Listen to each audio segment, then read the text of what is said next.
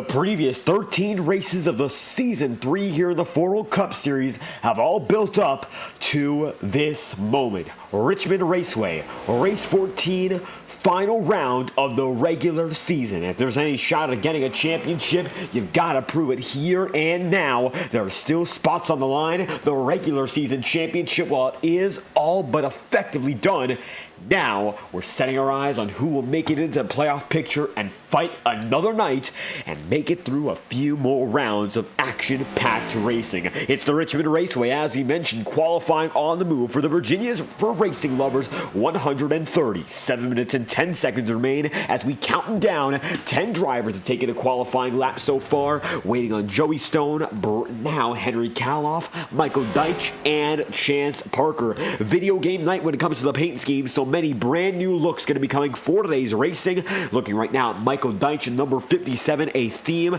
he's going to be representing proudly is the Forza Motorsport number 57. Keep an eye out for all the other special paint schemes that we'll see all throughout the night. Michael Deitch, one of many, bringing the heat not only on the track, but in terms of his design. Another beautiful paint scheme, as he'll be right now the only driver taking a hot lap. Chance Parker warming himself up in the number 42. And Chance Parker going to have himself a Battlefield 3 paint scheme, and bringing it together, he is still in the battle for one final championship spot. When it comes to the playoffs, the points are tight, and we'll keep letting you know as we go on who's still involved in the race and who is not. Drivers such as James Thurston, Andrew Cootie, Max Molina, Jacob Wilkerson are already firmly locked in, but from there on out, there's quite a lot of trouble in deciding who will make it in and who will not. Effectively speaking, it looks like Sean Rowe, Michael Cormetis, who are on the bubble right now, they are not here today. They will be going home if they don't choose to register within the final 5 minutes. Then from there, Hunter Bogdan is going to find himself above the cut line if he just makes a start tonight.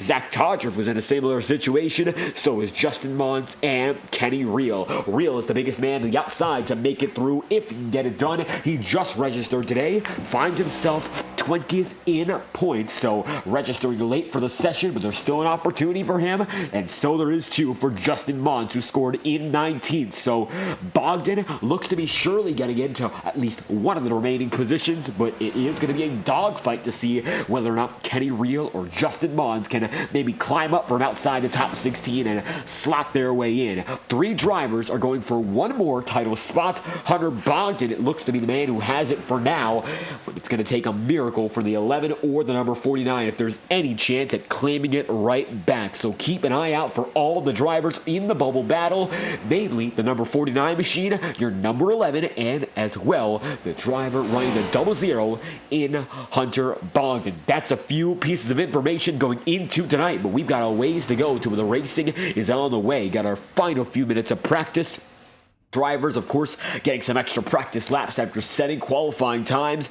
And when they're done with that, 130 laps or 97 odd miles to get it done here in Virginia. Great to have you all watching live on FTN. I'll be your host for tonight's broadcast, David Kreutz, producing and commentating all the action here on FTN on Wednesday nights. We're sure to have another thrilling race in mind. These next gens have been fantastic all season long. High car counts for the good majority of the season, and it's hoping to stay that way when we get to the playoffs tonight. A bit of a lighter crowd, but that's a lot of drivers knowing they're locked in, trying to take their off week early. 2 off weeks in a row for those drivers. Will be off next Wednesday in anticipation of the playoffs starting the week after that. Cody Werner going to be in chat right now rooting for Hunter Bogdan, so Bogdan's got the fan support. If you got any other drivers in mind throughout the night, be sure to shout them out in the chat room. All shout outs will be read as the broadcast goes on. Kenny Reel shoots up to 5th in qualifying, but Justin Mons went up to 3rd, so now he'll have to one-up that number 49 throughout the race. Justin Mons gets a fantastic start, but Joey Stone's now on the track, and he'll be the final driver to take a time here in qualifying. Your race control and Henry Kaloff not going to be setting times, as Kaloff attempted to do so, and it looks like Joey Stone is too, but that lap is going to be abandoned, and now on to the final lap in qualifying. Joey Stone, number 8 machine, sliding it once again, and it looks like he's going to keep on doing that. One more lap to go. We'll see whether or not he chooses to get a flying lap in or if he continues to drift it. And watching closer here with a drone shot on the number 8 machine, this is Joey Stone as it stands, coming across the line very soon to wrap up qualifying. Number 8 machine going to be making her way around. Looks like this is a much more legitimate attempt for that number 8 Ancient World machine. And at the line, Stone's going to go from 15th and stay there. Lap is going to be invalidated all the same, so qualifying will be over as Joey Stone sets the final time, and the number 8 machine still getting some practice, but qualifying effectively already decided. We know who's going to be starting where.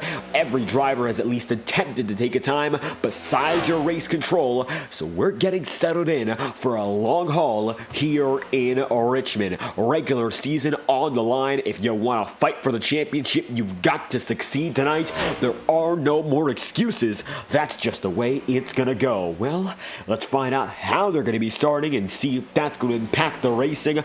Pole position from a familiar face, some always consistent drivers up in front, and those looking to make or break it on tonight, they're all up there as well. So without further ado, let's get right into the action here in Richmond, Virginia. This is the Virginia's for Racing Lovers 130, and the regular season finale begins with Andrew Cootie at the top of the charts. Number 9 machine still chasing his first oval victory of the season, and for Cootie, he's going to be up there with a 22.612. Pole position ahead of Max Molina in the second spot there for the number 45. Molina is going to find himself in second with a 22.649, and Justin Bonds is very close, but just not enough. He's going to be just a few tenths of a second behind on Andrew Cootie and Max Molina. It even goes down to the hundredths. 22.673 for Bonds. Jacob Wilkerson is going to be in fourth with a 22.747, and for Kenny Real, he's also in the boat of those trying to make a Hail Mary run. 22.777, hoping the luck carries over, starting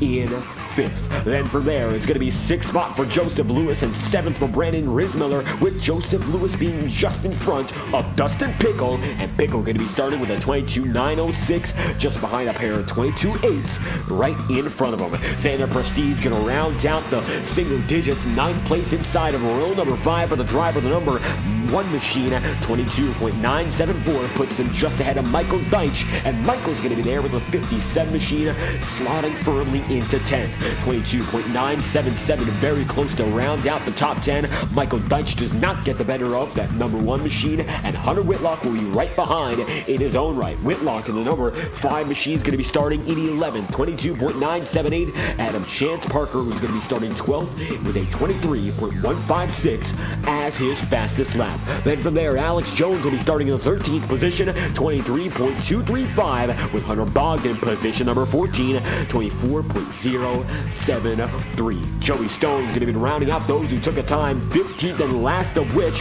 finding himself there with a 24.624, and race control Bryce Hamrick, Joaquin Stewart, and Zach Milano will not be racing, leaving only one more driver left on the order. Number 17 spot he's holding right now, that is Henry Callao for the number 63, and he will be rounding out the field in the Virginia's for Racing Lovers 130. Your regular season finale is all gridded up, and that will be your qualifying results here in Richmond.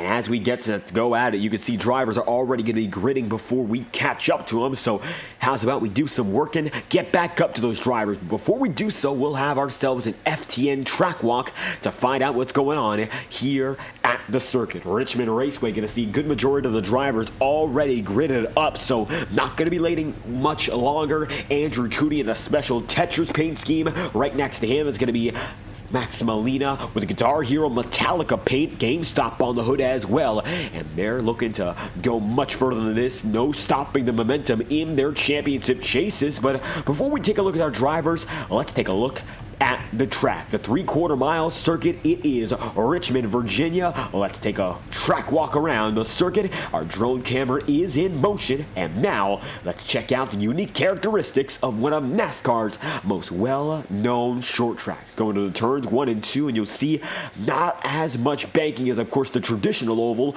but compared to Martinsville, much more in between the likes of Martinsville and Bristol, giving drivers about 10 odd degrees as they come through turns 1 and 2. Now coming down the back straightaway, it's all about momentum here. Keeping that nice exit off the corner will help you out big time going into turns 3 and 4. And as you go through 3 and 4, the middle groove, the low groove, the high groove are all feasible lanes, and they all work with their own benefits and disadvantages. So as we come back up to the field yet again, you'll see all the drivers lined up.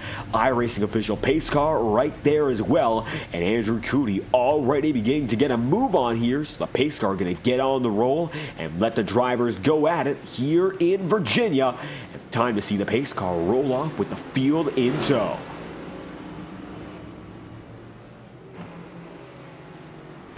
And it looks like some trouble for one driver, not going to be starting in Henry Kaloff, and it looks like that 63 going to be left in the dust here. Has not gotten going yet. No, it's going to be Chance Parker now, and Parker finds himself with an issue before things get started. Looking back up in front, though, Andrew Cootie's the man who leads the way, and that number 9 machine, he's had this Tetris paint ready for almost the entire season. Looking to put the pieces all together like Tetrominoes and finish the regular season off strong. He'd love to get that final victory before we get into the nitty-gritty of the playoffs here, and well, he's already gotten 2 wins, both at road courses. There's an oval still to go, and he's got to win that championship at an oval somehow, and even though he has not found his way there just yet, caution will be extended as we're having some issues here with Chance Parker, the number 42.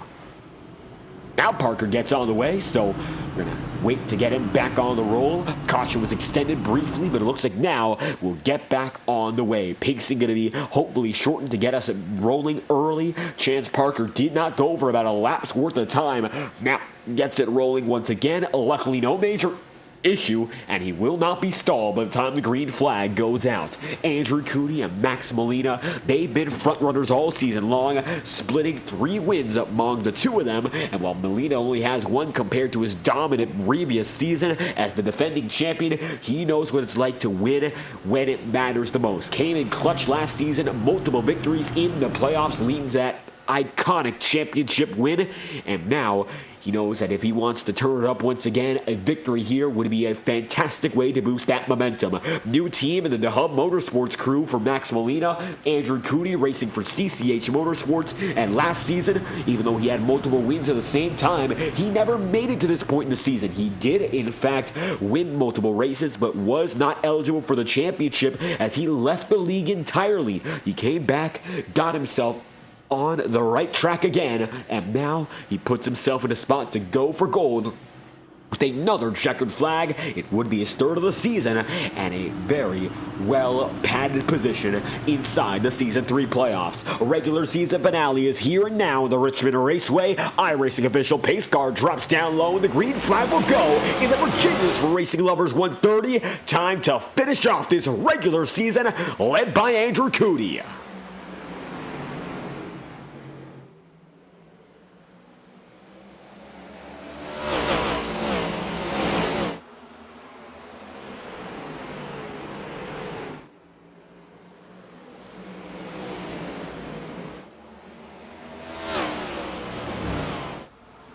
As the field flies by, caution's already out for Max Molina. Yellow flag will fly, beating and banging leaves the 45 in the wall. Yellow flag is out. So Molina, we saw him roughing up the corner 4 wall when he was on his exit, and it looks like that's going to catch him out big time. So instant replay will show you what just happened here on FTN.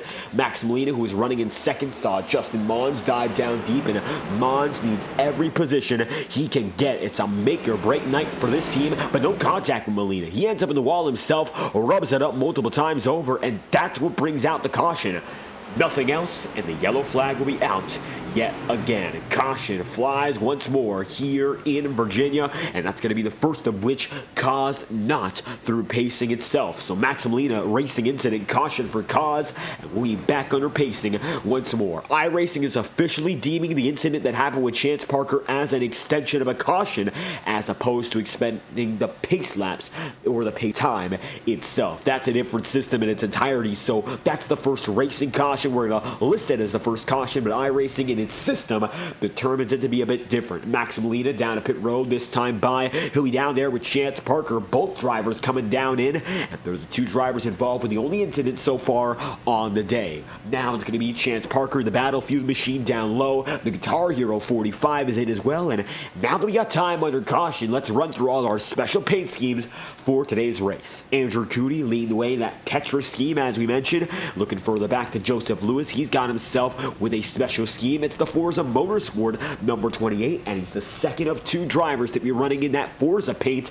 Two drivers, Michael Deitch, Joseph Lewis, running the same paint scheme idea. Not the same scheme itself, but the same concept and sponsor overall. Then from there, Brandon Rismiller going to be running with a Transformers GameStop machine.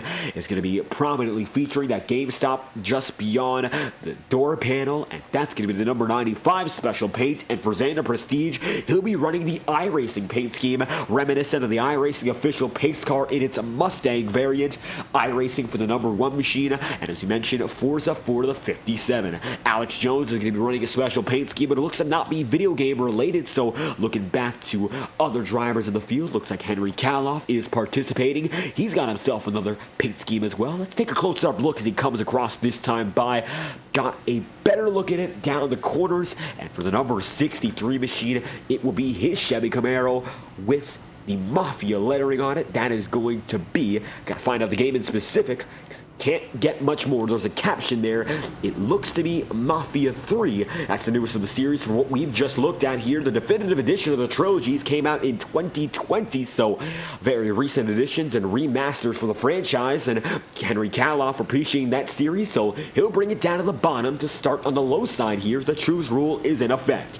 Now, Cootie and Mons get set to go back at it once more. Gonna be led by the number 9.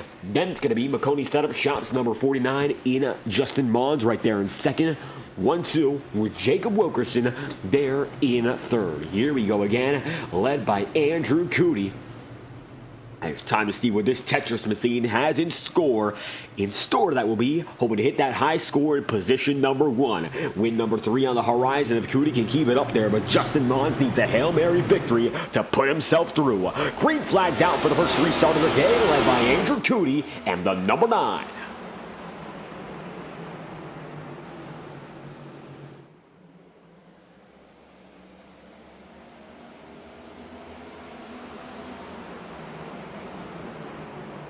Andrew Cootie's number 9 machine going to be out in front, leading the way over Jacob Wilkerson. Then in second, Justin Mons in third, Kenny Real in fourth. Brandon Rismiller rounds out the top 5, and Joseph Lewis then going to be right there as they go 3 wide. It'll be Lewis up high, Michael Deitch down low. It's a Forza Motorsport sandwich.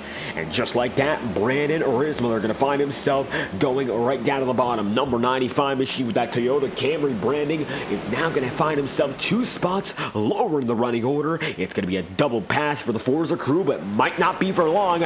Now looks like Brandon gets them back, not only on Michael Deitch quite easily, but he almost gets Joseph Lewis, only to get put back in the middle, just like that. 9 laps in out of 130, and it will be the GameStop number 95 fighting fiercely with the Forza crew. Dustin Pickle gets up involved. Now Xander Prestige is there too, and while Dustin Pickle moves himself up, looks like Chance Parker rolls down. Parker's got trouble spinning off the final corner. No caution, single car incident, but let's find out what happened.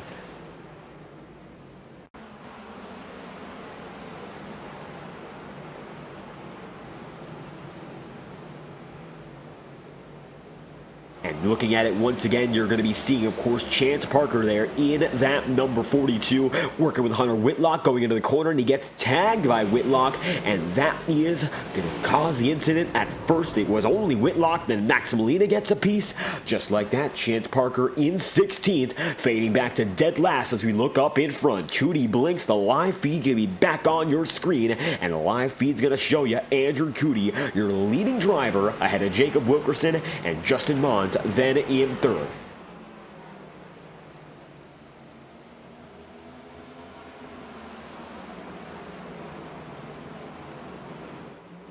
And just like that, Justin Maughn's going to be position number 3, Kenny Real going to be 4th, and as we mentioned, this is the big story in regards to the regular season and that final spot. If Hunter Bogdan does not have a good night, he's right now sitting in 10th, but if all goes much worse for that double zero machine, these two drivers are still fighting for that final opportunity. They're about 40 odd points back on the cut line, but for the drivers who are currently inside the cut, Sean Rowe, Michael Cormetis, they're both not here tonight.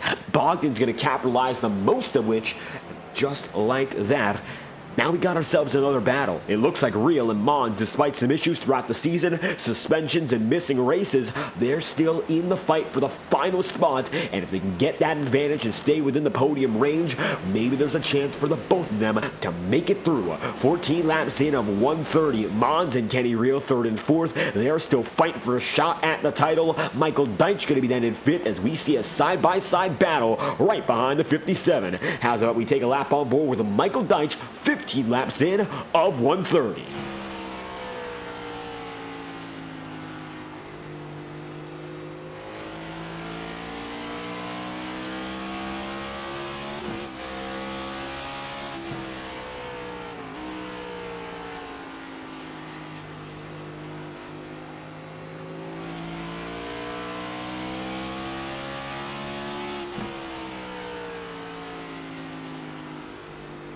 And Michael Deitch going to be right there in that 5th spot, number 57 machine, getting away from the rest of the field, looking for his first top 5 of the season here when it comes to this pace on a short track, something he has not had all season long. But right now, he's pulling away quite well from Xander Prestige, Joseph Lewis, Brandon Riesmiller, and it looks like that's going to be the way it stays. Dustin Pickle dives down to the bottom side, has himself below on Brandon, and it's going to be Riesmiller losing a position, at least for the time being.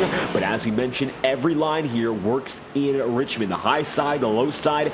If you work at them and you really put the effort in, they all can make ends meet. And right now, Dustin Pickle using that middle groove better through 3 and 4. We'll watch it a bit more intricately this time around to get the specifics of what he's doing. You'll see he's not running down to the bottom of the track by the apron. He's running closer to the first groove's exit and onto that second groove. So running closer to the middle of the track overall to try to combine the best of these two worlds. High side has much more momentum, which is substantial because of the shorter distance and the lack of overall speed built up around the track. Lower side, well, it cuts distance, and that's always the principle of being on the bottom in racing, hitting that apex. But here at Richmond, which is a more momentum-heavy short track, maybe not in the same vein as Bristol, you can still definitely benefit if you have yourself up in front by using different grooves. And right now, Dustin Pickle with that middle side has been able to make it up in a 7th here, getting by Joseph Lewis. Now going to be chasing Xander Prestige, and Xander's fight with Michael Deitch. Deitch going to find himself 5th. He has that advantage right now, but at the stripe, they're very close to each other lap after lap. That time through was a 23.012 for Michael Deitch. Xander Prestige was there in 6th with a 23.028. That's the way these guys are going to be fighting just outside the podium. Podium battle heating up just a bit more and more over. It's the battle for the lead. Take a look at this. Jacob Wilkerson trying to find himself down low on Andrew Cootie. Cootie stays in the middle groove this time around, but the low side's occupied by the number 43 and the Burt Rubber Racing Warehouse crew looking to go back-to-back in victory lane. Wilkerson has been on a tear this season. He has that 3rd victory now. It eluded him for so long, and after success at Michigan, now he's trying to find his way through and make it down another turn and trying to get that clear fully of Andrew Cootie. Cootie's Camaro remains on the 2nd groove, goes a bit higher that time to get a better exit, and he's going to stay side by side with Jacob Wilkerson right there. They occupy the first 2 spots far and away from everyone else. 23 laps in, heading on to lap number 24. It's Cootie and Wilkerson at the stripe, advantageous. And we'd like to thank our friends and supporters at Tango Paints for bringing all the action to you here tonight on FTN, providing high-quality sim racing paint schemes and liveries all throughout the iRacing platform. Visit Tango Paints on Twitter for more information about their high-quality services with a price you can't beat. Offer starting at $50 for the best quality on the service, used by renowned figures such as the Makoni Setup Shop crew, NASCAR drivers such as Ryan Andrew. It's the best place to go if you want trusted, reliable services with high quality and low prices. Tango Paints on Twitter is your one-stop shop and the official graphic design partner of FTN. again. We'll bring you right back after a brief promotional break, courtesy of our friends at Tango Paints on Twitter.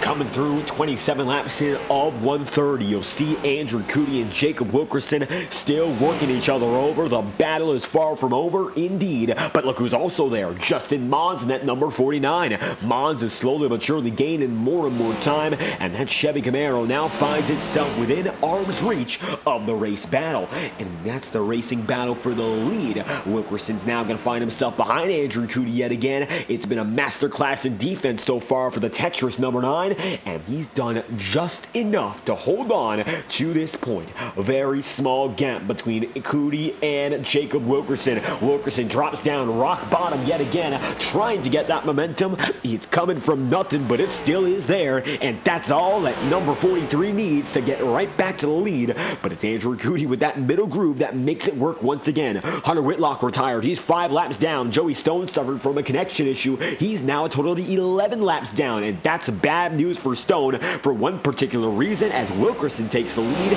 For the first time this season, unlimited wave rounds will not be given to any driver in the field. This came after some issues last week at Michigan regarding wave rounds and caution manipulation, and as a result, drivers like Joey Stone who have connection issues will have big trouble in returning up to the front of the field. He now finds himself 16th and last, despite the fact he's still on the track and Hunter Whitlock is not. It is Joey Stone dead last on the field. Bad news for the driver of that number 8 machine, dead last as it stands, and that's the way it's gone to this point. Not a great night for Joey Stone. He was 15th in qualifying, now fades back 16th in the race. So maybe there's a bit more for him to do as the race goes on. This ancient world Chevy Camaro, he's got a lot to cut through. He'll be able to make it back up to 15th as a minimum, but the rest of the field is at least within a lap of your leader. So bad news so early, it could compromise any chance for Joey Stone, as right now Jacob Wilkerson beginning to bring out to a lead. Justin Mons is now getting fighting with Andrew Kuti. Kuti drops down to the bottom side yet again. Mons up top. Number 49 machine's got that race lead. He's gonna try to lead the battle for second, that is in specific, and we say the race lead, it's not only the race for the overall race win, but he has that lead over Kenny Real, which is a major advantage in this situation. That driver, the number 11, is right there in the title fight to make it into the playoffs, and this is a race as important, if not more so, than getting the checkered flag at the end of day. So keep an eye out for that as the race goes on. The 11 and the 49, Mons and Kenny Real. Right now, Hunter Bogdan just needs a smooth race in the 11th position. It's not good for him to be outside the top 10 by any means, but he's in a much more consistent, much more stable position as opposed to his rivals who are running up in front tonight. Hunter Bogdan finds himself going into the day with 283 points. The bubble is set by Michael Cormetis with a total of 289. So Cormetis, who was in with a string of remarkable consistency, podium after podium, has not made enough races to be eligible at the end of the day. It's just like that, it's going to be Sean Rowe with 284 points. He'll also be bounced. Bogdan will use both of them, so it's going to be Bogdan firmly within, but it's going to be also coming down to Mons and Real. They're separate by 2 points, 245 and 243 respectively. It's a very close battle just beyond the top 16. All Hunter Bogdan really needs to do right now is watch and wait. He's right now out in the 11th. No driver bothering him. He's not in any worry in regards to getting involved with a wreck. That's not anything to worry about so far, but certainly he doesn't want to get involved when as time goes on. He can run a calm race, understanding that he will once again, for the second year in a row, be part of the Foro Cup Series playoffs. Was part of it last season. He was able to make it in the first round, but was a first round exit with some dismal luck at tracks like Michigan and Indianapolis, and now looks to put himself himself back in once again with a better outlook as he'll be able to leapfrog his way in on the final race. Looking now at Xander Prestige and Dustin Pickle. Now for these two drivers, it looks like Xander Prestige and Dustin Pickle are both firmly locked in, 8th and 9th respectively. Advantage going to Dustin. So these two do not have much to worry about as Pickle's going to slide and keeps it going. Nice save there for the number 21 machine as Dustin's going to go for a wild ride, chasing down Xander Prestige. Luckily for him, this race is not much a worry. Now, he's firmly inside of the overall playoff battle. James Thurston already locked up the regular season championship. He's left. He is not racing tonight. Ross Corlett is scored in second coming into the day. That is due to change with guys like Max Molina and Andrew Cootie here. But so far, those drivers who are firmly in, you know their names. They ran up in front. They've been consistent. It's the drivers like Thurston, Corlett, Molina, Andrew Cootie, Joey Stone, Henry Kaloff, Jacob Wilkerson, Dustin Pickle, and Xander Prestige. Even Alex Jones has been able to make it his way up into the top 10 with some fantastic substitute work from his entire team. The 045 has been a multi-car effort in terms of not only providing multiple teams, but it's been a multi-driver effort in their main car. This 045 not only piloted by Alex Jones this season, he's been able to get some fantastic support, and that's the reason Jones is inside the top 10. Joseph Lewis is 11th right now in the playoffs. Then it's Ethan Workman in 12th, who's been very fast as of recent. Chance Parker is 13th. Michael Deitch is in 14th, and 15th is held by Michael Cormetis right now. It's Sean Rowe right there in 16th too. Lewis is going to have a bit of trouble there. Bangs in the wall once and twice. Luckily nothing major, and just like that, Jacob Wilkerson catching up. Lap machines might become a factor here as 42 laps in, heading on to 43. The 43 machine indeed leads the way without any trouble out in front. Mons is second, Andrew Cootie's third, Kenny Real is then in fourth, and Michael Deitch is in fifth. That's the way they've gone so far. 5 seconds separating Kenny Real and Michael Deitch. 7 seconds separating Michael Deitch from your race leader. Big time spread for today's race, and it looks like this might be one of the cleanest races we've seen all season long. A lighter field overall, not as many drivers allowing for competition to spread itself out much more. We're expecting to see a bit more patience, a lot more formulaic racing. Drivers are practicing those long-run maneuvers. Racecraft is the most important part of today. That's the way it's going to go down. Joey Stone, you see him make it right by Xander Prestige. He's on a newer set of tire by about 20-odd laps, so he's got the advantage there in racing around people. He's got that run up and down the track. Doesn't need any extra grip. Doesn't need a resin on the track or PJ1. He's got all the grip he needs. Strips of tire that make contact with the ground do all the work for him. 45 laps in, Joey Stone's still going to be in 15th. Alex Jones is 16th. It is going to be Joseph Lewis and Chance Parker. Most recently put 1 lap down. Hunter Bogdan would be up next. He's 14 seconds adrift from your leading driver. Take a look up, though, now to the front of the field. Kenny Real going to be shooting for the 3rd place. He's fighting side by side with Andrew Cootie. Cootie's up top. Kenny Real is down low, and they're still battling back and forth. Now you'll see Joseph Lewis go up top, making 3 drivers taken through the track. Cootie goes up to the high side there. He's got it just barely ahead once more, but Kenny Real is still right there.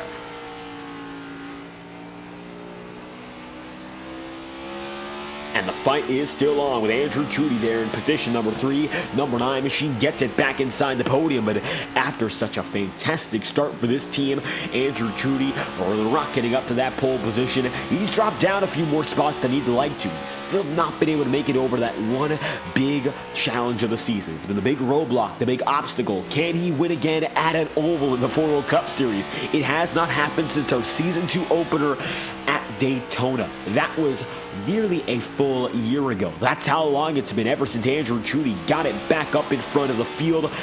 Just hasn't been able to make it happen the same way since that fateful day in the World Center of Racing. He's been able to win multiple times over, getting 1 more win in Season 2 and 2 this season, so by all means, he's been one of the most successful drivers since that point, but an oval victory would be a much more important part of the action. It looks like Joey Stone's going to be back on the track, so good to hear that he's still going. Great to have the support from all Joey Stone's fans. Jack Hammer, thank you for stopping by. We'd love to have you all watch watching here on FTN. Stone's been a tremendous partner in getting the viewership up on this league. A lot of attention with the Ancient World crew, Tango Paints as well. So we thank all the crew over there, Joey Stone and the Kick Streaming guys, as they've brought in a lot of attention. And he's unfortunately having a bad night, 11 laps down. A lot of trouble up and down when it comes to internet and such.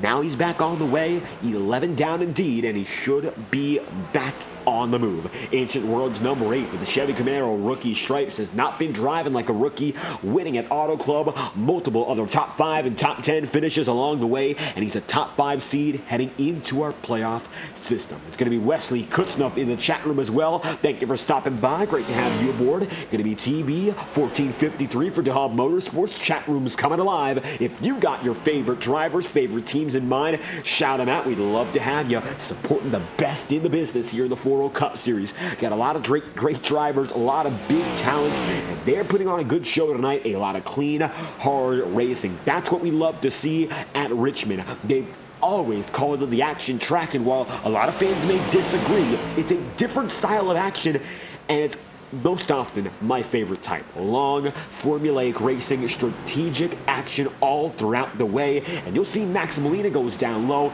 It's not about making passes quickly. It's not about the draft as much. It's not about that teamwork aspect. You gotta know this track, and you gotta know that everything can work if you apply yourself. Almost sounds like we're talking about back in the classroom. A lot of these drivers that are a bit older than I am, they're not often finding themselves in classroom, but if it's about applying yourself, you can do that here.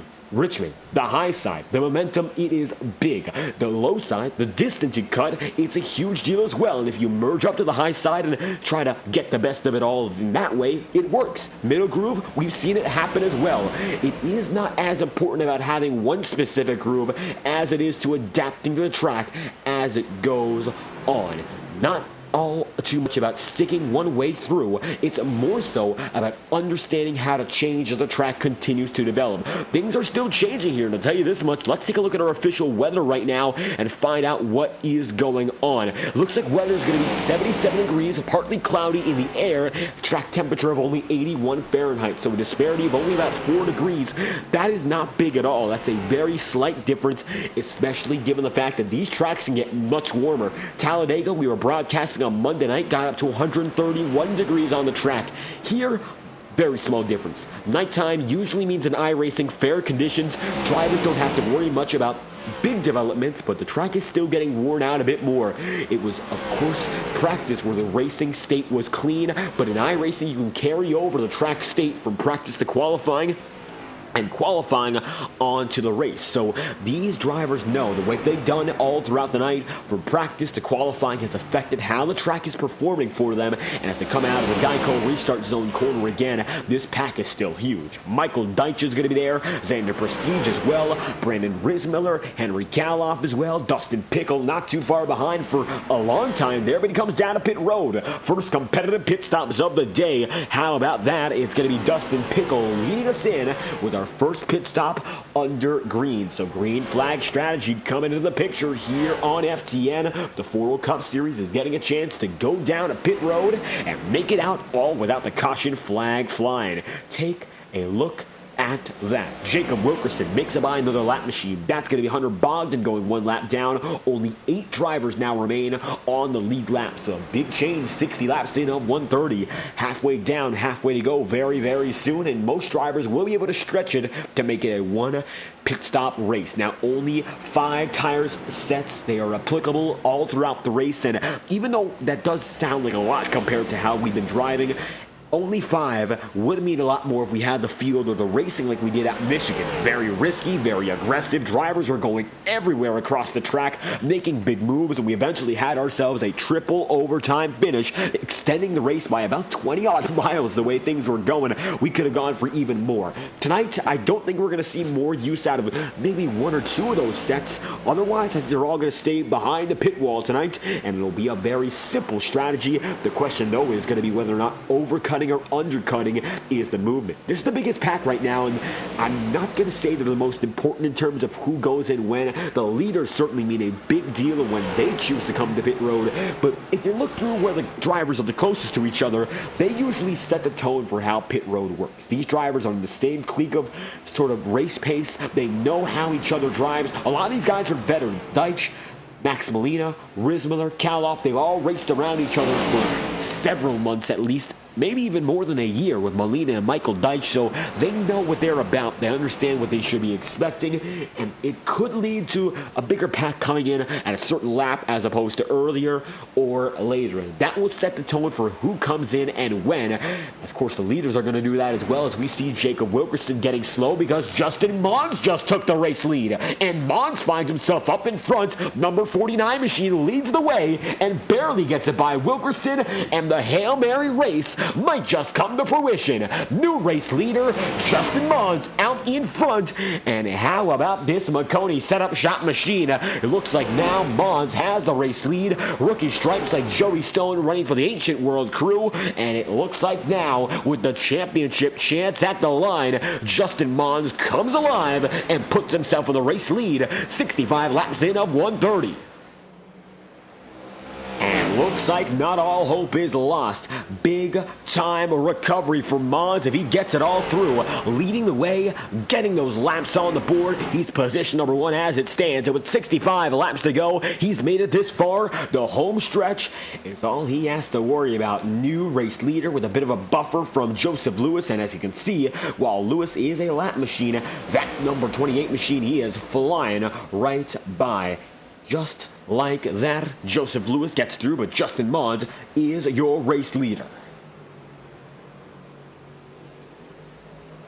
Right now, Justin Mons going to lead over Jacob Wilkerson. Kenny Rios then going to be third. Michael Deitch will be fourth, and Max Molina will then be in fifth. Henry Kaloff is sixth, and Brandon Ritzmiller is then going to be in seventh with Xander Prestige, position number 8, Chance Parker ninth, and Hunter Bogdan then in 10th. Top 10 separated by at least a lap right now, with Bogdan brushing up against the wall, and your new race leader in Justin Mons knows how much is on the line.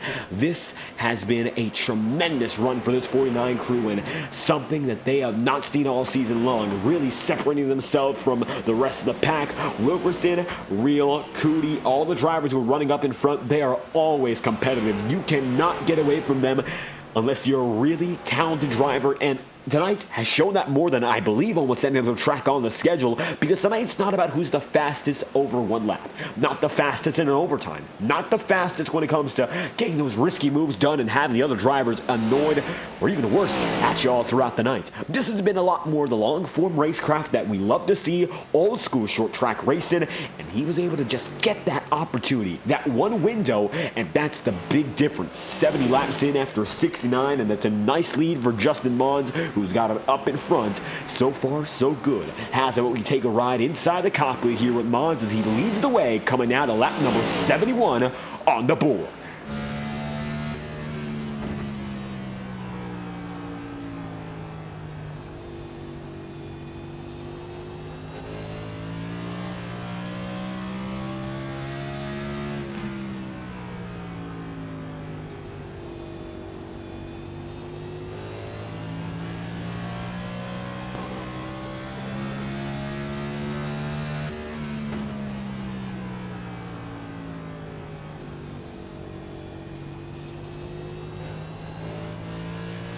And with Mons now out in front, he finds himself with a good lead, half a second, and we're watching on board with your race leader for the first time this season, running multiple laps up in front in a row. Jacob Wilkerson now getting passed by another lap car, and that's going to be Dustin Pickle. Not a lot of drivers have come down a pit road, though, so far. Looks like Andrew Cootie, Dustin Pickle, they both have, but ever since that point onward, it looks like only a few others have taken. It looks like it's going to be Joseph Lewis, who's on a different strategy right now, as And it also looks like Max Molina on a slightly different strategy too, but that's because he took his pit stop early in the race. Now he's inside the 4th spot, clawing back up after the first and only caution of the day so far. He's in a much better spot than anticipated, and it looks like despite the issues, he's climbed back through and might even be able to make a podium of the day if he can get back up to Kenny Real. But he's got 8 seconds to go to get back up to Kenny. It's a huge difference. I don't quite think there's enough time.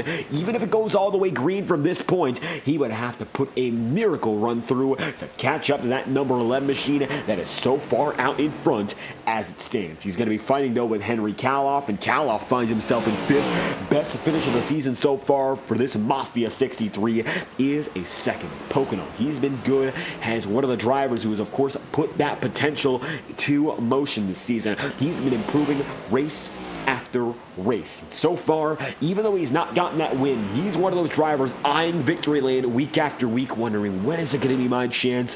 What can I do to get it done? And if it's possible, how can I make that move? He got very close to Pocono, as he mentioned. It was tire strategy that caught him out, made some bearing moves to keep it up there, and while it paid off for a podium, just couldn't quite work out for the race win. Now he's looking to lock himself in for another chance at a victory as well as the championship. He's firmly inside the playoffs, does not have to worry about that at all. Now he's moving on and looking forward to what is next. That is going to be, of course, the playoffs and the next races on the tour. Richmond gives these drivers one more off week to keep an eye on because it's the final off week of the season, and then from there on out will be non-stop as drivers are now going to stop for the first time today. Michael Deitch and Xander Prestige coming together just like that, multiple drivers in at the same time, and another pair comes through, and they're the second of which, Prestige, Deitch, both in, and just like that, leader of Justin Mons might have a bit more pressure on him to come down to pit road sooner than later.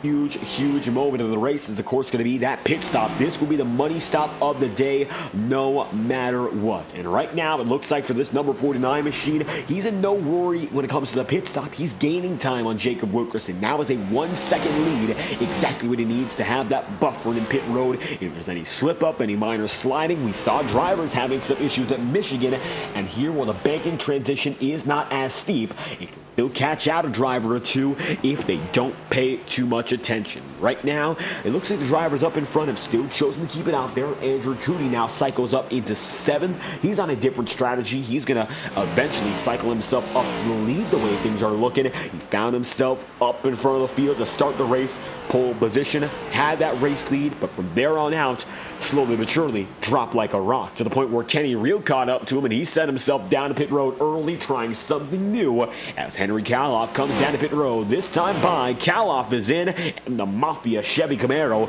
takes it down to pit road on his own. Going to be alone for the number 63, and just like that, another pass for Cootie. Justin Mons and Jacob Wilkerson both make it by, with Kenny Real now in 3rd and Max Molina then in 4th. Hunter Bogdan now finds himself scored in 7th, but that's not entirely a good thing right now. And the reason is that 00 machine is on an 81 lap old stint. Of the drivers on an old set right now, he is the 3rd lowest on the order, so that's very challenging to really understand for his sake. He might want to come down to pit road very soon here because it's 2nd lowest now because it was Henry Kaloff who just came to pit road, and he's got a fresh set of Goodyear rubber himself. So Hunter Bogdan is losing a lot of time continuing to stay out here, and let's break it down. His fastest lap on the day, 22.751.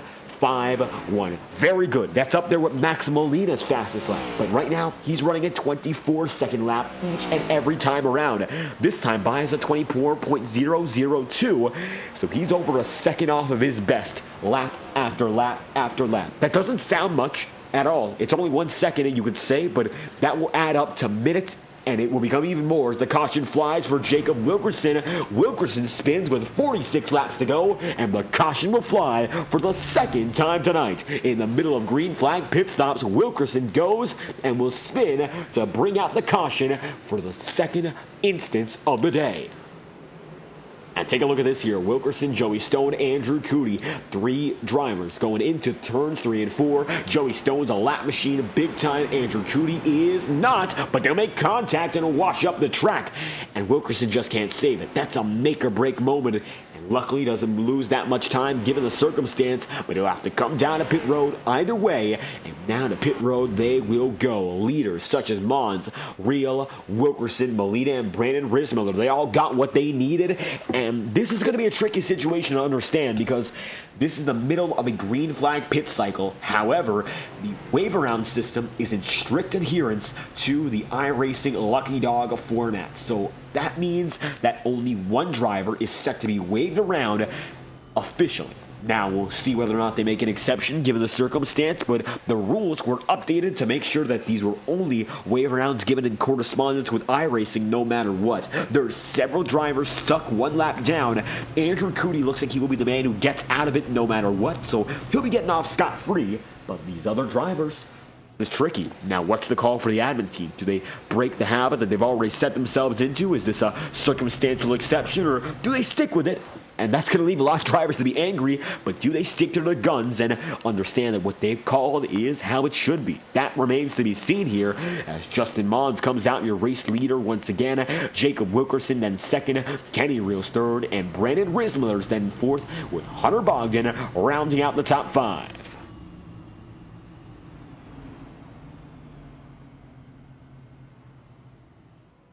And this is going to be the most important point of the race for a few reasons here. Not only because the money stop was made for the drivers, Justin Mons already got back up there in the lead, but also because right now we're still not quite sure what they're going to do with all these drivers one lap down. This is about half the field, if not more, and it looks like it is slightly more than half of the drivers still on the way.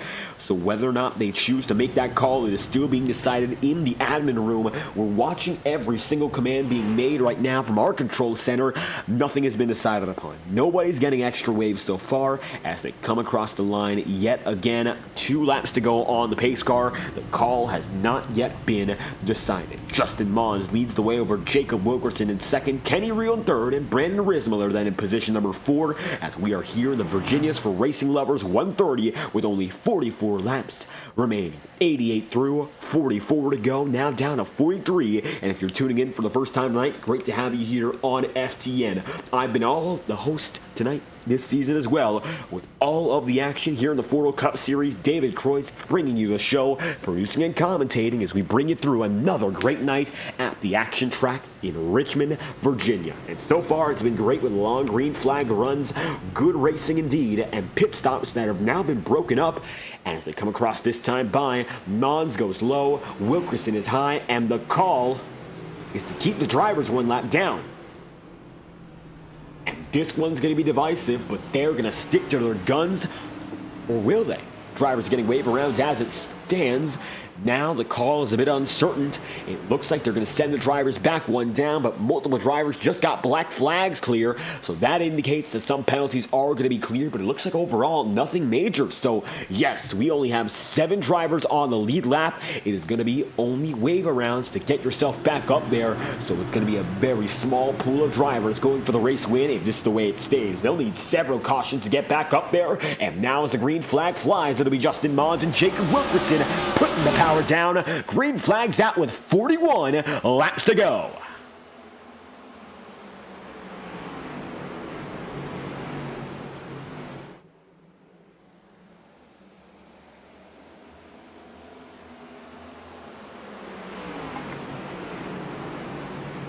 Mons and Wilkerson battle yet again, but Jacob Wilkerson's got that high side. Now the Hail Mary race might be coming apart with 41 to go. Mons has to defend at the bottom. He gets himself down low. 43 for Burt Rubber Racing Warehouse right there at the same time. And they beat and bang with Mons getting shuffled off the track. Nearly down to the apron. Now Kenny Reel's going to be in second. And it's going to be Kenny's opportunity to go for that win ahead of Jacob Wilkerson. He's got to go for it. He has that track position. Gifted it by Justin Mons. And it looks like now the number 11 machine is poised to go fight for it like the number 49 was just before him. So now Kenny Real is going to be there in the frame fighting for what is left in this event. 92 laps in, the home stretch is coming very soon, and it looks like it's going to be the final laps that gives Kenny Real a shot. He's in second with Justin Mons, then in third. This is the biggest move in the race all night long. Wilkerson is fighting for a win. Doesn't matter where anyone else is to him. He needs those wins. He's in the championship fight for himself. Of course, that's the way it goes, and that driver, the number 43, wants to keep it that way. As they come through this time by, Wilkerson leads yet again, 95 laps in with Kenny Real in second, Justin Mons in third, and Brandon Rismiller in fourth. And this will be Brandon's career best finish if he holds on the end of the race in sight. Max Molina then going to be fifth with Rismiller dropping down low.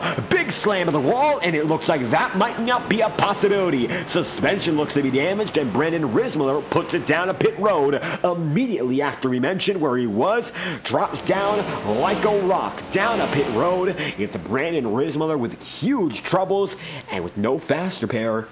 That might be the night. Wow. What a change that was, and it comes in a blink of an eye. Brandon Rismiller fades back big. Jacob Wilkerson is the man who leads the way either. And it looks like now, either way indeed, it is going to be Wilkerson with 35 laps to go, keeping all attention on himself, trying to lock down the win. It's going to take a lot more than these few laps because Justin Mons and Kenny Real are now beginning to battle. And the question becomes whether or not Justin Mons can maybe make it past Kenny and go chase your leader, because Jacob Wilkerson in that long run did not seem to be as quick as Mons, especially when we got closer and closer to our second caution. So maybe now Justin Mons understands what he has to do to get that win. It might not be as easy of a task as it was before, but he's got to lock himself back in for another good run and hustle it again, as the Makoni setup shop number 49 is now directly behind Kenny Real as they go through yet again. As they come through this time by with 33 laps remaining, it's the Jordan number 11 in second, and this is the best that Kenny Real's looked all night long and all season long at the same time. Coming off a 1-week suspension just before our racing at Atlanta, he was able to recover firmly with some solid finishes before we got to the night in Richmond, but not enough to truly solidify a shot at the final spot in the playoffs. And right now, for Kenny Real, he knows that that extra position that he's now just behind, that win, is the make or break factor. Second place is great and will gain him a lot of spots, but Hunter Bogdan is inside the top 5 and now finds himself in 5th with Andrew Cootie behind by 2 seconds. So Cootie's on an older set of tire, not able to keep up right now, and Bogdan is on pace there in 5th. So this could be Bogdan's opportunity to lock it down and get that final spot regardless. Jacob Wilkerson is going to be leading and holding fort. Kenny Real and Justin Mons, they really need that victory for any chance. And right now, Real finds himself entering the front stretch yet again, knowing that the more he can take back from Jacob's lead, the better he's got a shot to maybe, just maybe, compete for a championship. Now, there's only one other exemption in the case the driver cannot make it to the remainder of the season and opt themselves out. Then another driver will be placed in, but nobody wants to get in on an exception like that. This is what it's all about, racing till the very end. And for Real and Justin Mons, they have put on a great show, knowing what is at stake. They are fighting like it is their last moments in the season. 29 laps to go. Second and third for the two drivers who need this race the most. Hunter Bogdan cruising firmly right now in 5th, and that's all he needs to put himself in for a top 5 and a playoff option. He's got the eligibility to do so if he can make the rest of the season. He wants to lock it down tonight, and that Toyota Camry 00 now fighting with Xander Prestige. Xander's a lap car right now, so bit of a different scenario here because we have most of the field 1 lap down. 6 drivers are now 1 lap down, or rather 6 drivers are not 1 lap down, and in total 6 drivers combined to become at least 1 or 2 laps down. Now make it 7 as Dustin Pickle went 1 down, very recent at the same time. 27 laps to go, this time through for Jacob Wilkerson. Kenny Real then second, Justin Mons third, and Max Molina in 4th. This is the final run of the regular season. Molina is going to be just outside the podium, and Max Molina has been putting up a lot of good runs as of recent. He got a very contentious victory at Gateway against Sean Rowe. That was his first checkered flag of the season, and many expected to see him bring it home at least once or twice more. It hasn't happened just yet. Max Molina, who came through with 5 huge victories last season, your defending champion, has still yet to cross that checkered flag and make it a crooked number, but he's got that win and has that consistency, and at heart and at his core as a driver, it still looks to be that same Max Molina that went deep in the playoffs. The question, though, is with a caution now out on the track, what's the reason? And understanding the circumstances, caution will fly with no reason given. Now, we're looking at our time and scoring data. Nothing is showing that any driver had a slip up. It looks like with 25 laps to go, the caution flag will be thrown by race control. Official reason not to be determined by us. Nobody spun. Nobody got involved with the wall. It looks like race control is going to get a bit trigger happy here and reset the field for another last dash. Caution is going to fly in the Virginias for Racing Lovers 130, and the yellow flag's out for what will be the 3rd time today. No reason for the caution, according to our indicators. Now, that could be wrong, mind you, but we don't see anyone with damage. Let's take a look around the field and find out. Bogdan, Prestige, Kaloff, Deitch. Now, this may have to do with issues we've seen beforehand. Joey Stone and connection issues. They might be giving him some more time, but he comes down to pit road here, and we might just be having ourselves a chaos caution to bring home the season with about 20 laps to go. Now, the double lighting on the pace car, you can see the back and forth checker-like pattern. Double lighting, we'll call it. That's going to indicate the caution is going to be out for at least a few more laps. So as we figure out what's going on here in Virginia, we'll take you to a brief iRacing promotional break and have you back before the green flag is on the way. iRacing Motorsport Simulations provides all the action here on FTN, or they're going to shorten to a 2-lap caution. Short yellow to regroup the field, and it looks like we'll already be on the way. iRacing, though, they do bring all the action, and we'd like to extend an offer courtesy of our friends at iRacing and bring it to all our viewers here on FTN. Many of you know that we broadcast here on the channel the eNASCAR Road to Pro Series, and their season finale is tomorrow night. If you watched the Coke Series Championship and saw Steven Wilson get the title, you don't want to miss tomorrow night on FTN. Now, the reason is that's going to determine who races in the Contender Series alongside 20 of the best drivers from this season. Future will race to make it in to the next edition of the Coke Series on the iRacing YouTube channel. If you want to keep up with all the eNASCAR action, check out the official eNASCAR newsletter. The QR code is on the screen now in the bottom left of your screen. Scan that QR code, and we'd love to have you join the eNASCAR newsletter to find out all that's going on in eNASCAR and iRacing as a whole. 22 laps to go is a caution point, but with 21 laps to go, we'll bring you a Crank It Up courtesy of our friends at TrackCams22.com, the best camera provider on the iRacing platform. Will bring you live and uninterrupted from Richmond. Green flag flies with 22 laps to go down to 21, cranking it up with TrackCams22.com.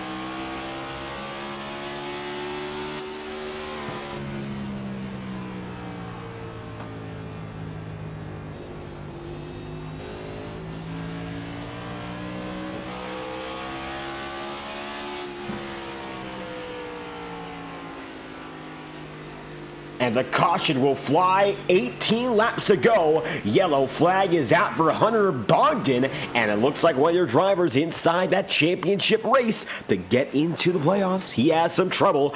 Bogdan now going to find himself causing the yellow. Fourth of the day. Yellow flag.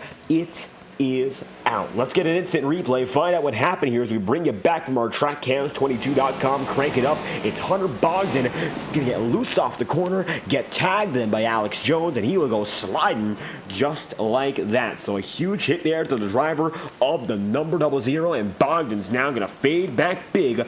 Yellow flag. It is out.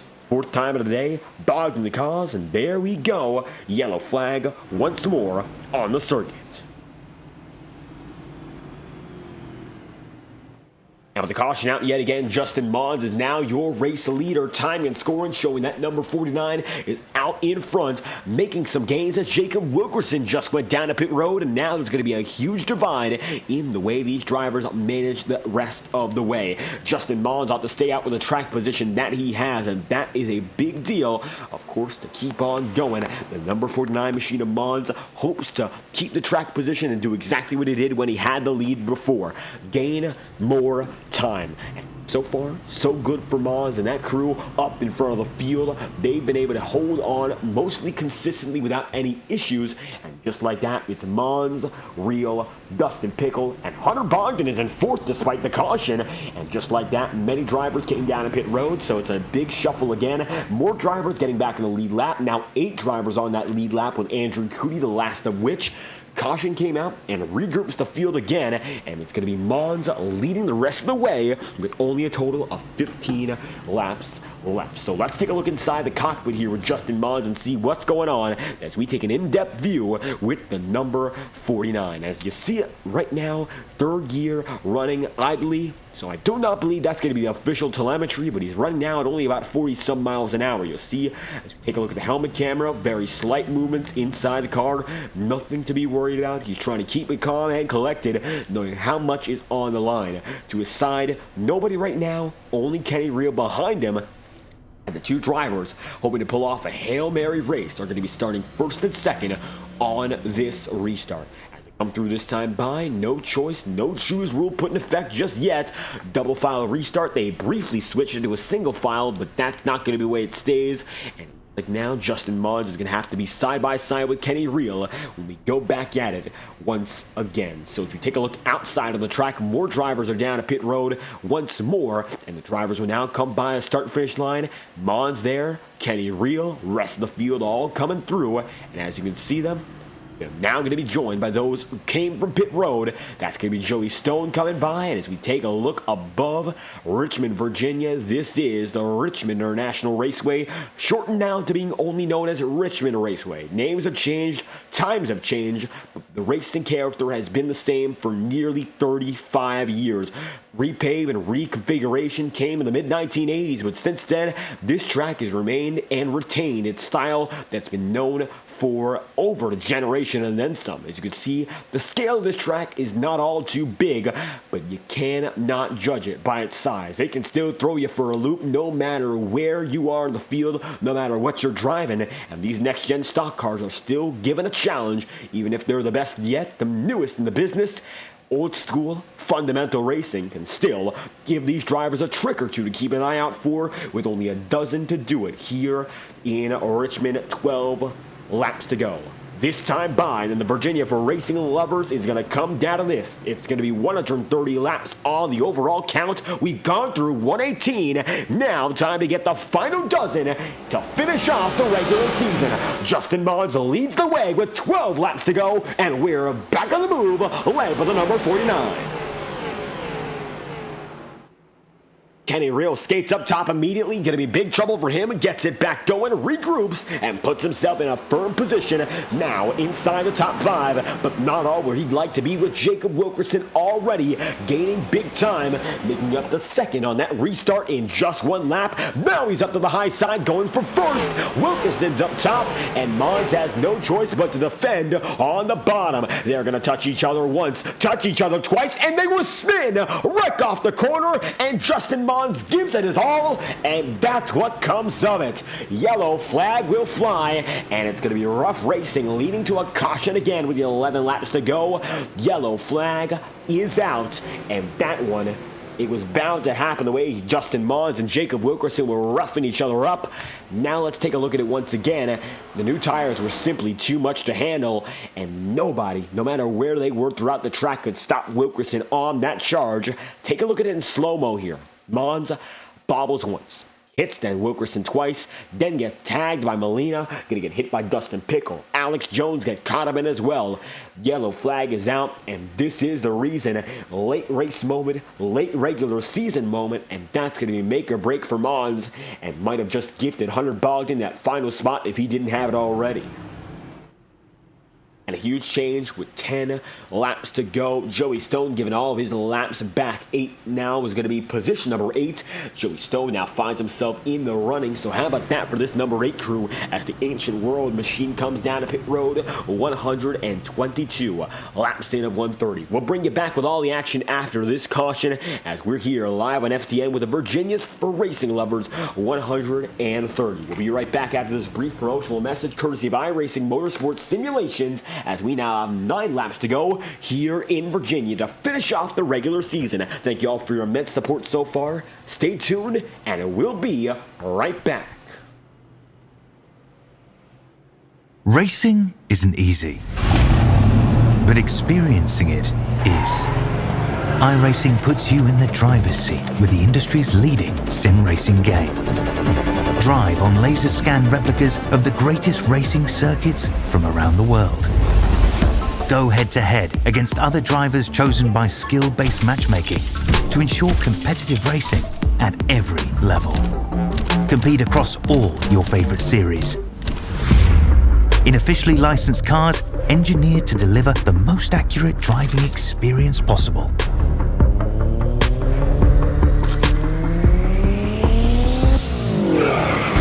Join a race or host your own with players from across the globe.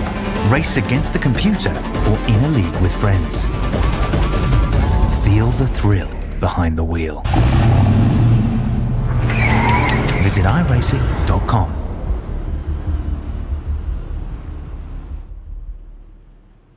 And coming back now, it's 7 laps to go. We're set for a 6-lap dash. That's what's going to finish off our regular season. Max Molina drops it low. Looking from there, you'll see Hunter Bogdan. Third on back going to be Andrew Cootie, and it looks like caution is going to be changed once again. Length is going to be extended to 3 laps to green. We might be getting ourselves a 5-lap shootout. Keep an eye out for how that's going to go, as we're only going to have 5 laps to settle the regular season and bring it on to the playoffs. All the championship hopes, everything a driver's worked for from the beginning. At the Clash, at Daytona, to this point here and now. We've seen road courses, we've seen short tracks, we've seen it all. And quite frankly, Richmond, we've seen it before on the schedule seasons prior. But this is a different element. The drivers know the schedule has been stacked. The drivers' skill, the talent has raised exponentially season after season. This, by all accounts, is the biggest championship Formula's run in its history to date. And now it's 6 laps to go. If you got anything else left, you gotta show it now.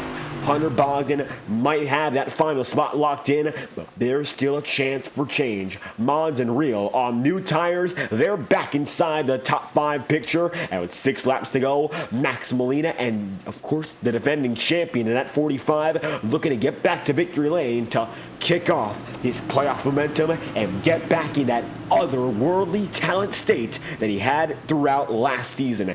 Now, could it be time for the 45 to get back on top, or will it be Andrew Cootie coming through for an over win and breaking the drought? Fighting out with 5 laps to go, Molina takes the race lead as a back on the move here in the Virginia's for Racing Lovers 130.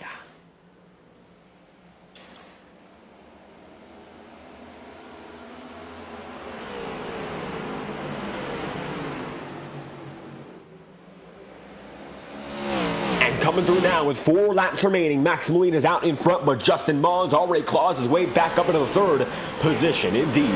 Dustin Pickle goes deep though, and he gets crossed over. 21 Machine's not going to have anything of that, and it looks like he's going to fade back with Bogdan now getting loose. Huge move for Justin Mons, but he's still got a second to get back.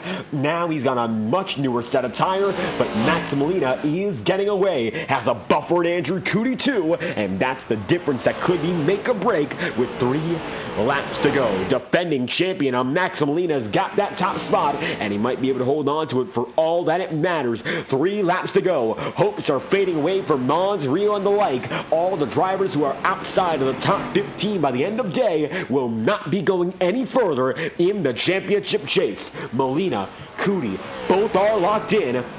And with 2 laps to go, Molina's trying to lock up a victory despite some damage. He was involved in that most recent caution. That 45 machine shredding through for the Guitar Hero crew, leading with now less than a mile to go. White flag is out for Max Molina, taking the white flag for DeHub Motorsports, and for the first time with his brand new team, set to find himself in victory lane. Working through turns 1 and 2.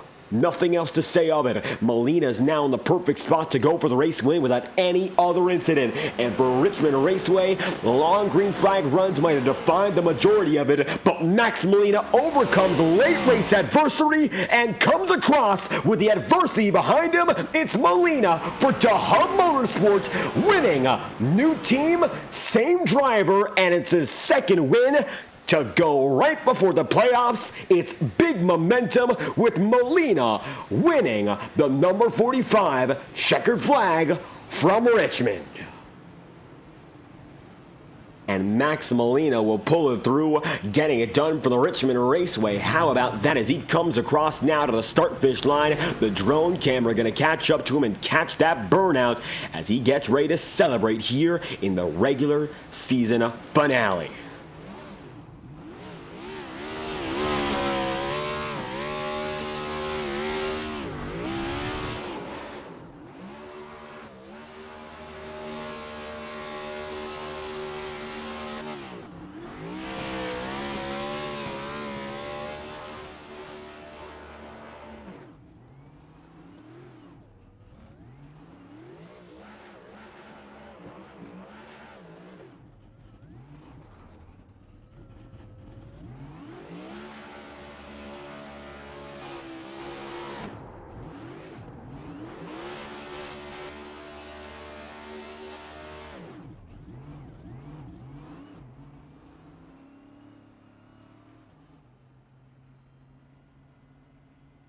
And Max Molina, burning down the house, now takes it for a Polish victory lap. The number 45 machine taking it around Richmond one more time to finish off the celebration. Looking overhead here with the fans still packing the stands.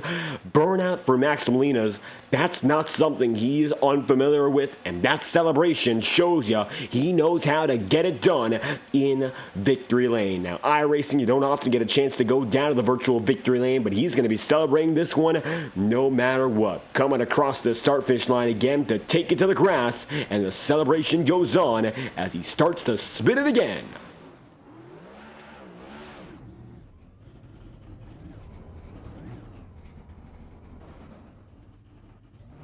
And Molina backing it up, set to conclude his celebration.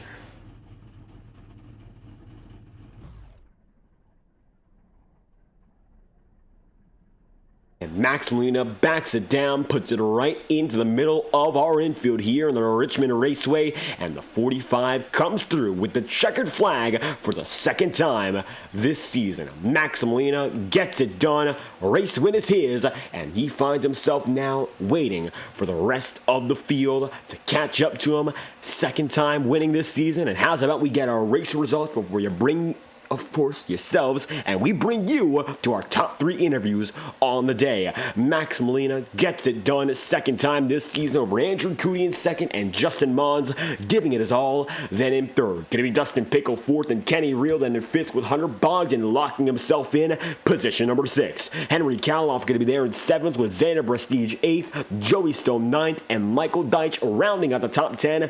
1 lap down. Gonna be 11th for Jacob Wilkerson.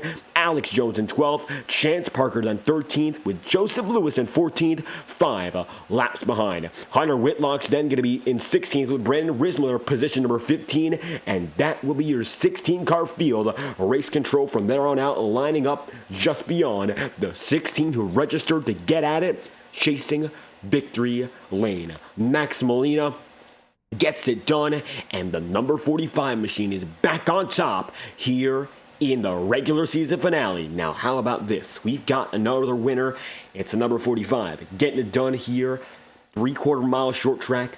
Action all throughout. And how about Mr. Excitement coming through with the checkered flag? Let's get him in here now. Max Molina, your race-winning driver, pulls it through here in the regular season finale. Checkered flag is yours again with a new team in mind. DeHub Motorsports gets it to victory lane. How do you feel after this race? Man, I am mentally exhausted there because it felt like I was getting my first win all over again, having to hold off Cootie again like I did at Kansas that first time last season. Man, I'm going to be honest, I really didn't think I was going to be able to hold off Cootie or anyone behind me, because when Justin Mons and Wilkerson got together and I hit Mons with my nose and my crew chief said I got nose damage, I didn't think I was going to be able to hold off at all, because I thought I was going to be too slow to hold him back. But man, I just like 7 or 6 laps to go was just a perfect amount of time, because I still had the fresh tires from the restart before, and I heard that Cootie spun out and lit up his tire, so maybe that's why he wasn't able to get to me. But man, just so relieved to finally get the double digit, or not double digit, 2 wins in the season. Get a little too ahead of myself there, but just glad I was able to back it up and to show that, Gateway wasn't a fluke, or, wasn't, just a one-off win this season. I can genuinely go out there and contend for wins. Like we've seen it, week in and week out. Like I can probably run podium each race if, I have a clean race and don't screw myself over with my own errors. But man, it was just, from when I hit that wall on the first lap, I knew it was just going to be a big rebound race, just to damage limitation, if you will, to maybe just get back to the top 5 form. If I can, like, halfway through the race to that first long green flag run, I was telling myself, I just come out here top 5 with this damage, I'm perfectly fine with that. And once we got more cautions coming out, I was able to kind of finish up most of my damage. I think I still have like 1:30 left of my damage on my right side. So I was just trying to nurse the car as best as I can with the damage I had, and I knew it was just going to kind of wear out the tires more than it should have been. So I was kind of having to push a little bit at the same time, trying to find the zone to where I can be competitive still with the damage. And with all those cautions happening there at the end, it really helped me out with my short run. I didn't think I was going to be fast in the short run like I was. I thought I was just going to, like how I usually thought I am at this track, just better on the long run. But man, I guess my cars just fell in my favor that time. And everything works out to bring that momentum big into the playoffs. Now, we know you've got a lot of expectations. Defending champion, this win's a huge one for the team and everyone involved for DeHub Motorsports, with a great addition here. You're proven talent here in this league. You know what it's about. Now, next step is, of course, to execute. Bristol, the first race of the playoffs. Chaos will be the norm. What's it going to take to go from there and continue a chase at a second title victory? Honestly, just taking whatever I learned this race and just trying to apply it to Bristol, not in the sense of like pace, but just in the sense of just keeping the car clean, not doing any mistakes that would ruin, my chances at a win. I won there last season on a light race restart, so I think I can contend pretty good there, Bristol. Just trying to be careful around everyone else. And just mind my own business like I've always been, I feel like, this season. And just keep myself out of trouble. I feel like that's going to be the best way I can be up front at the end of the race if there is a late race caution like we had last season. But, just keeping it clean, running consistent in the race and competitive. That's the 3 main key points I'm going to try and do heading into the playoffs. And that's how it's going to be for all the playoffs. If you don't win, just try to be as consistent as possible, getting really good finishes and just building up those points. And keeping the points built up, defending champion Max Molina gets a surge of momentum, winning here in the Virginia's for Racing Lovers 130. Any final thoughts you'd like to wrap up this interview with? Just thank everyone at the Hub Motorsports. Just being able to let me kind of race for them the remainder of the season. I guess as an association or associated partner with them, I think they're full right now for a full-time driver. So I'm just kind of in their wing, if you will, under their wing for the rest of the season. But they're a really good group of people over there. Awesome to just race with, joke around, and have fun, and also just race against. There are a lot of good people over there. Just aren't able to get the breaks like they need to, and they should, because they have really good races and just get ruined by circumstances. So shout out to everyone at the Hub Motorsports: Leander, Chance, Cody, Ethan, Brandon, Wesley, Mons. He's part of the team over there a little bit, and just everyone else I forget to mention. But just thanks to everyone over there, and just having my back for this race and this season. It looks like the success keeps on rolling for this 45 team. Max Molina, damage and all, bringing this number 45 Camry to victory lane. Checkered flag here in Virginia. Thank you for your time. Thank you, buddy. And Max Molina on the move, getting that race win. Andrew Cootie in second. And for Cootie, overall a very solid race for the Tetris number 9. Pole position, second place finish. Some obstacles along the way, but you pulled it back for a very respectable podium finish. How you feeling? Tired. That was insane, Kreitz. I'm gonna be honest. That final bit of laps, when we got once I got wrecked by Wilkerson, I was like, oh crap, my race is over, and my strategy was killed. Just from the second we went green, that under that yellow, my race was done. But somehow, some way, I don't know if it was God, I don't know if it was just pure luck, but somehow, some way, I was able to get into a position where I could potentially make the play or make the shot for the win. But oh my God, that was definitely insane to say the least. As of right now, while we're talking, I am currently doing the points, and once I arrange these real fast, I can name the list of drivers who make it if you'd like, for the broadcast to hear. But yeah, that race was definitely wild to say the least. Definitely was not expecting to have a shot at the win there, but I'm going to take that second place with a good bit of momentum going into the first race of the playoffs at Bristol. And my 21st birthday is this weekend, so I'm excited for that. But we're going to take this and we're going to go on to Bristol and then Watkins Glen and hopefully win at one of these tracks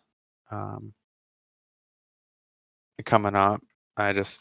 Last year was a crappy playoffs. I had a really good go at running through the regular season, and then I ended up getting screwed over towards the end of the year. So we're gonna try and go on to the first race of the playoffs with some momentum, and hopefully we'll get a win at some point here. But yeah, if you want, I can read them out real fast. Well, how about we find out who's going to make it to the playoffs here in Season 3? Yeah. So it was really close between the final few drivers. I know Hunter was in a position for it, and we had a few guys who were missing due to suspension. But regular season champion is James E. Thurston. Sorry, James E. Thurston. He's the regular season champ. He should, if I'm not mistaken, get 15 playoff points into the start of the playoffs with him missing next week's event. Tonight's winner, Max Molina, is second with 10 playoff points, 5 of which came from his win, so he'll start 10 points above the cut. I am third. Joey is fourth. Joey Stone is fourth. Jacob Wilkerson is fifth. Henry Kaloff is sixth. Ross Corlett is seventh. Dustin Pickle is eighth. Xander Prestaggi is ninth. Alex Jones is 10th. Joseph Lewis is 11th. Chance Parker is 12th. Michael Deitch is 13th. Ethan Workman is 14th. And with the final playoff spot is Hunter Bogdan. He was able to lock himself in right at the end here. So that's the playoff field going into Bristol. So yeah, looking forward to it. And the playoff field is set. Andrew Cooney, you're part of it with another solid run. Second place here from Richmond. Anything else you'd like to add? No, just thanks to everyone at CCH Motorsports and everyone who puts Foral on every week. We spend a lot of time doing it, so we do appreciate the support every year. Going on to season 4 here soon, so we'll be releasing stuff on season 4 in the coming months, or in the coming month of October. It's already almost October. Wow. So yeah, we'll go on to that and start the playoffs, run for the championship, I guess. And looking to run for a title, Andrew Cooney, chasing victory, finds himself second at the end of a hard-fought night in Richmond. And thank you for your time.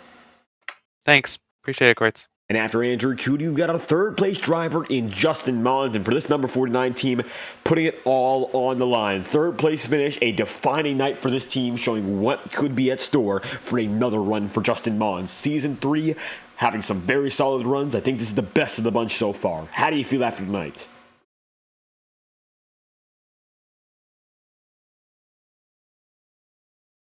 I'm Justin Mons in the broadcast booth here in FTN. You got a copy? Yes, sir. We're great to have you here. Tell you this much. For this season, this is really one of the most defining races of your campaign. Hard fought, leading laps, charging when it mattered the most, and a third place finish. Certainly, you were looking for that win, but overall, one of those nights where the field knew you were here. How do you feel after this one?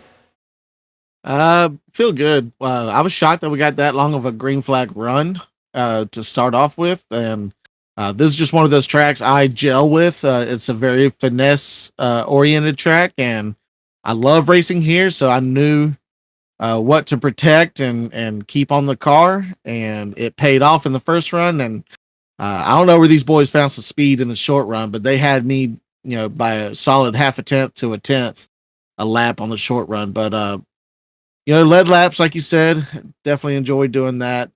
Giving all of my supporters and my partners on the Gamer Advantage car a good run. For once, sometimes I get a little overzealous and crash myself, or I get caught up in someone else's mess, so I'll take a podium finish any day. And a podium finish, always great to take here with some late race troubles, still able to recover. Tire strategy made a lot more of an impact than we expected. So can you walk us through about those last 50 laps and what was going on with this team? The last 50 laps, well, when that last caution came out, when Wilkerson and Max pitted and I stayed out, I was banking on them falling enough behind me with like 15 laps to go that they would have too much traffic in the way to get to me at that point, even with fresh tires.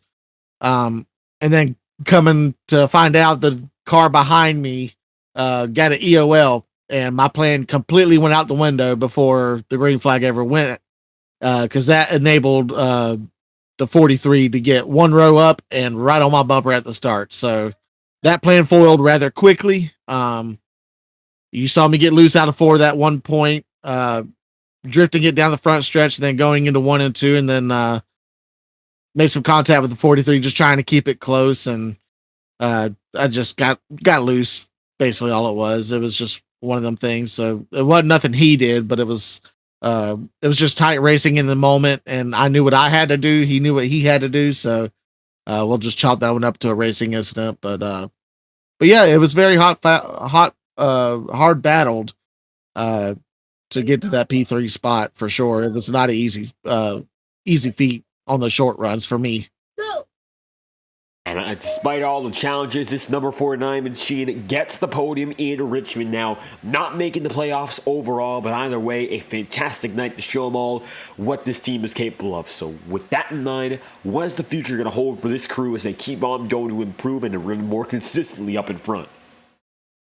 Just keep racing when my schedule allows. I'm a dad first and foremost, so I got some other priorities that prevent me from making races from time to time, and it is what it is. But I wasn't expecting to make the playoffs, but being that close and missing as many as I did, that's honorable, and I'll take that. But we'll definitely be back. This ain't gonna be the last you see of this 49 car, and we'll get some Ancient World Gaming folks to stick around, and we'll be in here. With that in mind, Justin Mons rounds out the top 3 here from Richmond. Anything else you'd like to add? Yeah, just a shout out to all my partners, Gamer Advantage, Next Level Racing, Ancient World Gaming. Thank you all for your support. Tango Paints, Maconi Setup Shop, and NASCAR Sammy with his autism awareness campaign. I'm a huge supporter of that, so thank you for all those guys and their support. And there you have it. Justin Mons rounds out the top 3 here from Richmond. 3rd place finish for number 49. Thank you for your time. I appreciate it, brother. And with that in mind, Justin Mons rounds out your top 3. We've got 2 requests on the way. We'll go in position order. First of which will be Kenny Real. He started, of course, finding his way up at the front of the field, kept it there, and held on for a top 5 finish. This number 11 team fighting hard all night long. 2nd place, you were up there as high as, but 5th you finished. How do you feel after tonight? I feel good. I feel like Bubba Wallace in his interview choking a win, but we'll come back. We'll rebound. But it was a pretty fun race. And still able to make the best of a fun race, as you mentioned. Long runs, short runs, a lot of differences, especially toward the end of the race. So it became a bit more chaotic, but overall, long strategic action. So how was it for you to manage that strategy as it continued to develop? It was fine. The long run we had at the beginning took care of my stuff pretty good. I got held up a little bit. That's why I was so far behind on the leaders. But at the end, before the pit cycle happened, I was catching them pretty quick, and I knew I had good long run pace. So that's what the plan was, just to save our stuff, and then caution just kept coming out. So I had to speed up a little bit, and I ended up making a strategy call, going to get fresh tires, and no one pitted, so felt good. And then that cautions just killed our night, really. Other than me drifting in turn 1 when I missed the corner when I was in 2nd. Other than that, yeah, it was just first part of the race was good. 2nd part of the race was just a caution fest. And it looks like despite all the chaos, a very solid finish for you. But unfortunately for this team, not able to make the playoffs, but there's still a ways to go in the season. A great run for this team, and they've been slowly but surely building up. Pace has been here in the most recent weeks. What's it going to take to maybe show the field a bit more of what this team can do as they find a few more races until the season does conclude? Just keep racing people how they race me. I feel bad. I want to say I feel bad about what happened with Joey there at the end. I knew he was going to send a 3 wide on me after the restart, and I just messed up my restart completely, and he ended up, wrecking in the infield. So I just want to apologize about that, because I like racing people clean. But other than that, people that race me how they want to race, that's pretty much just race them like that, and it's benefited from it. With that in mind, Kenny Real, number 11 machine, pulls it through for a top 3 finish here in Richmond. Anything else that you'd like to add besides that? Nope, just shout out you for the broadcast, and shout out to everybody that was watching. And there we have it, rounding out, of course, top 5 here tonight. It's Kenny Real. Thank you for your time. You as well, brother. And Kenny Real on the move. One more request on the day. 6th place in Hunter Bogdan, locking up the final playoff spot. Hunter Bogdan makes it through and did exactly what had to be done, just outside the top 5 today, and a bit more speed the last few weeks. The team has been on a roll, bringing more consistency. How do you feel after tonight? Feel good. I mean, I could have done way better on the final restart of the night. I slid up into 1, but if you were to tell me I was going to clutch my way into the playoffs for the 2nd year in a row, I would have thought you were crazy. It looks like despite all the chaos in this season for this crew, able to make it back up and make it happen, pointing your way in once again. And this team has been able to fight back 2 seasons in a row. How was it tonight? It looked like, according to the point standings coming in, you had a very fair chance. Just had to do the work, and you did so. So how was it managing the race with that in mind? Arguably, it wasn't. I knew that I was going to get in since Core Metis and Sean weren't racing tonight. I was kind of just trying to ride it out, knowing that it would be a slugfest, knowing that I haven't raced here and I was having troubles all day, especially with trying to hook up the new wheel.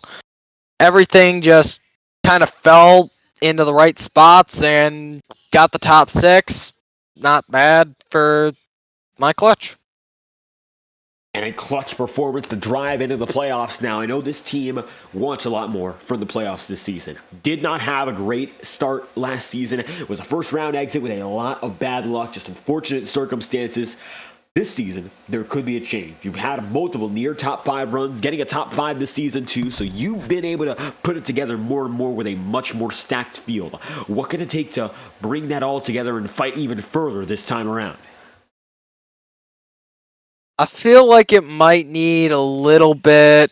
It's a good question. Honestly, I think I just need to focus a little more. Possibly do a little more racing on the outside and just do a lot more practice.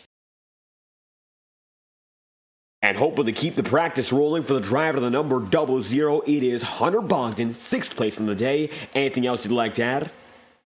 Yeah, I'd obviously like to thank my sponsors out there. AMPA Enterprises Incorporated, Northern Reliable Transport, the boys actually at NRT that watched me, Mike, Grant, Joe, and my boss Phil, who I don't know is watching this broadcast right now, but I would also like to thank Braxton for the opportunity to drive this wonderful car. He has done nothing but support my FORL career so far, and that's all. And there we have it. Hunter Bogdan, 6th place on the day, moves on to the playoffs here in Season 3. Thank you for your time. You're welcome. And with Hunter Bogdan on the move, final requested interview of the day with Justin Mons finishing 3rd, Andrew Cootie 2nd, and Max Molina coming back to victory lane. Fantastic night, I'll tell you this much here from Richmond. And now we have an off week next Wednesday, but then we'll get back at it for the rest of the 2023 Tour. Season 3 to finish it all off, and it's been a great campaign so far. Molina now has a shot to go back-to-back for championships, and tomorrow night we'll have ourselves the Iora Cup Series, the Highline Racing League, and the eNASCAR Road to Pro finale. 3 must-watch races. All different disciplines, all different stakes. They're all going to be great. I'll tell you this much. I'm excited, and I think y'all will be as well. Another exciting day here on FTN, and I thank all our viewers watching once again. I've been David Kreutz, bringing you through all the action here at Richmond. From our studios to your homes, we hope you enjoyed tonight's presentation of the Foro Cup Series and the Virginias for Racing Lovers 130. If you enjoyed the broadcast, be sure to leave a like on the channel and subscribe. Your support is always greatly appreciated. We can never do this without support of each and every one of you. We thank you all once again, and we hope you have a great night. And if you did enjoy, be sure to leave a like and subscription. Thank you all for your time, and we hope you all have a great night, and that we see you whenever we're live once again on FTN.